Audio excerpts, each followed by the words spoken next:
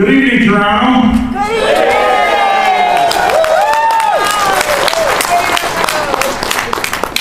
Welcome.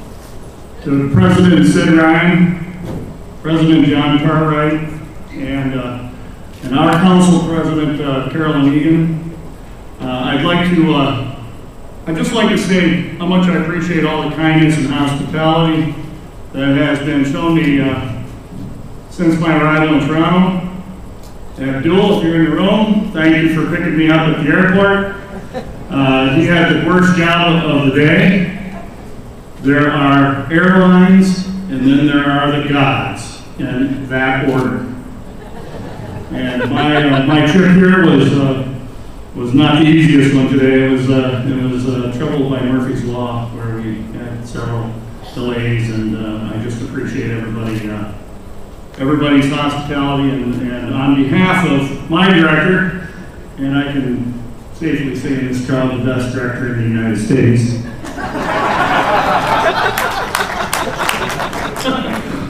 And all of our members in Michigan and Wisconsin, District 2 of the United Steelworkers, I've been asked to pass along their greetings and well wishes to all of you here tonight. I'd like to begin by thanking all of you for the opportunity to come here and speak this evening. Although I've traveled a long distance to be here, I want to assure you that our fight is the same. And I encourage you to take up the Steelworkers moniker. One day longer. Preparing for the local strike. One day longer, brothers and sisters.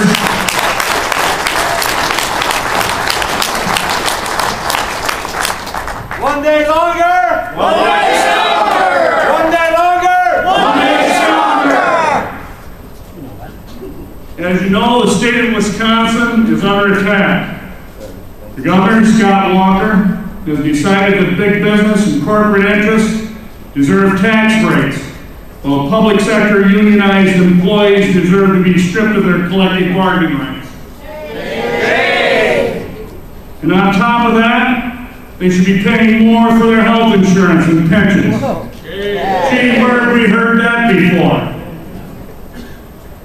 Although it is true that the state faces a budget deficit, these public employees have already agreed to the monetary concessions that Governor Walker wants and has presented.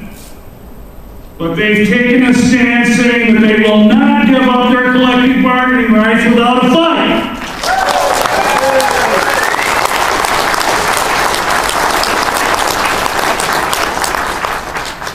The United Steelworkers is the second largest affiliate in the state of Wisconsin. ASCII is the first, with almost twice the members. But with the assistance of other private sector unions, students, environmentalists, and the clergy, and other concerned citizens, the public workers have vowed to have their voices heard.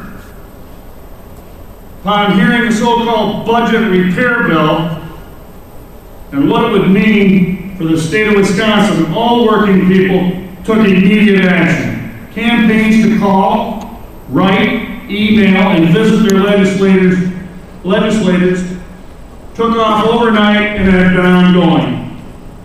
Inboxes and answering machines to state senators and assemblymen were flooded with messages from those that would be negatively affected by this new piece of legislation. But rather than returning the calls of the affected workers and their supporters,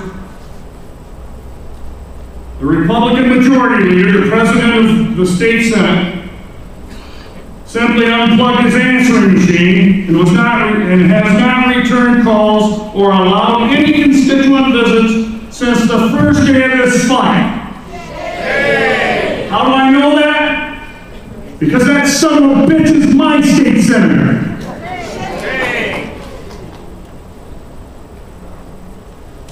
Oh, and by the way, it just happened to commence on St. Valentine's Day, or St. Valentine's Day. Can you feel the love?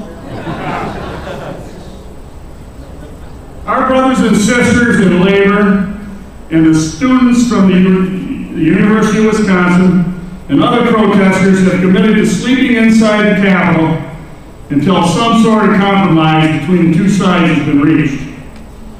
These folks have taken to cleaning the floor of the Capitol on their hands and knees each night after the majority of the protesters have left for the day, promising to keep our house clean. But now the responsibility for protecting the Capitol building and the grounds have been usurped from the Capitol Police and taken over by the Department of Administration. And you can guess who they are. Of course, appointees all of the governor.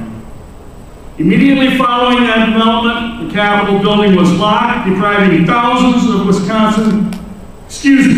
hundreds of thousands of Wisconsin citizens their constitutional right to visit and occupy our building. Armed state police stood guard outside, with the governor threatening to use the National Guard to control us if necessary. But let me tell you, sisters and brothers, the officers that were replaced issued a strong statement to the press and to the Imperial Governor, Scott Walker. They said, and I quote, "We will not become your pals' guard.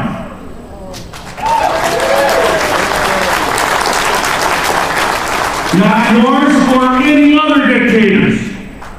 We will serve our state in our 12-hour shifts each day and will return in our street clothes to assist our sister and brother public employees in their struggle with the Imperial Scott Walker."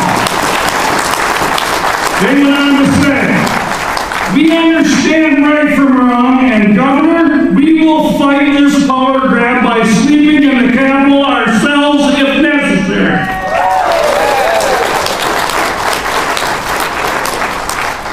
Daily rallies, starting on the 14th of February, with 2,000 students and assistant teachers. The next day we had 11,000, the following day we had 30,000, the following day we had 45,000, with that Saturday we had 70,000, and it grew. We've had over 500,000 people involved in this struggle. Daily rallies and lobby days were also scheduled as soon as they could be arranged. For the past 2.5 weeks, people swarmed the Capitol, both inside and out, each day to let Governor Walker know their opposition to his plan. This past Saturday, again, 125 to 150,000 people came to stand in 3 inches of snow in support of our public sector workers. These people have committed to keep up the fight one day longer.